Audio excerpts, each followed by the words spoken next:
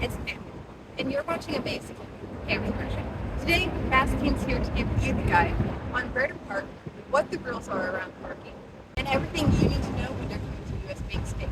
We're going to cover 6 ways to get to US Bank Stadium, starting from free options to the official parking lot garages that can run you $60 to $75 that you'll find on the US Bank Stadium's website.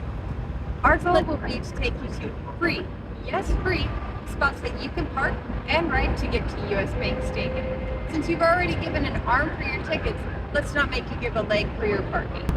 Hey, don't look at me that way. I'm 30, disabled, and energy efficient. I don't want to be an athlete, I want to watch the athletes. And so we're going to make this as minimal walking as possible. But if you do want to walk, I suppose we'll cover that too. We're going to start off with probably the best, easy, most efficient way to get to the US Bank Stadium, right here behind me. And that is to take the Lightrail, which drops you off right over here. You can take both green and the blue line in order to get to right where we're standing. So right behind me, you'll see the ticketing station for Metro Transit. This works for both our Lightrail and our buses. The fare to get to US Bank Stadium is going to run you about $5. It's going to run you $2.50 to go ahead and get an express ticket for 2.5 hours or something like that. And then it'll cost you another $2.50 to get, once again, a ticket back home or to wherever you may have parked and ride. If you're finding this content helpful, make sure to like, comment, and subscribe because it's free for you to do and it sure helps me a lot. If you are utilizing the light rail, the best way to utilize the light rail or the buses is to use a park and ride. They're free and spread out throughout the Twin Cities. The best place to find the most up-to-date free park and ride locations is at metrotransit.org. Each location is different. Some are big and some are small. You can find the exact capacity right there on the website and whether they're covered or uncovered. Metro Transit also has park and ride garages. These are covered parking garages that are free to park and then hop on a bus and or the light rail to travel to US Bank Stadium. Look for the Metro Transit park and ride signs to confirm. So these are our parking codes. They tell you everything you need to know. So this is one parking space on this side of the post, and on this side of the post is a different parking space.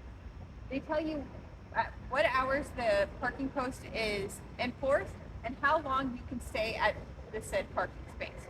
This one is only 4 hours, so this would not be a great one for the Vikings game. So these are our parking meters. They have a digital screen that to turn it on, you simply push down on the power button. Then you take your meter number. So this one is 41514. And then you're going to hit this next button. It's going to verify your space. And then it's going to tell you exactly how much money it's going to cost you. So this one is $3 per hour, and you can only stay parked here for a maximum of 4 hours. It is enforced Monday through Sunday, and then check signs for restrictions. So when it says check signs for restrictions, it means oftentimes at events like i.e. Vikings game, these might be enforced. They'll typically have a cover over the signs, which I'll show you here. So on the side of our parking stalls, you'll often see the sticker that leads you to the app where you can refresh and pay for your parking. It's super awesome because it also can show you where an open spot is so you're not driving around in circles and let you know whether or not those parking spaces are going to be open or not open and what restrictions they may or may not have. So right here is one of the bikes that you can rent from any kind of rideshare app. So Uber has their own kind of bikes, Lyft has their own kind of bikes, and then there's also different app services that you can use that I'll link above here. These bikes are motorized bikes. There's also scooters that you can utilize too. The thing to know is that you have to stop within 1 to 2 blocks of the US Bank Stadium, and that is heavily enforced. So you're still gonna have to walk 1 to 2 blocks, even if you use a scooter or bike to transit closer to the stadium faster.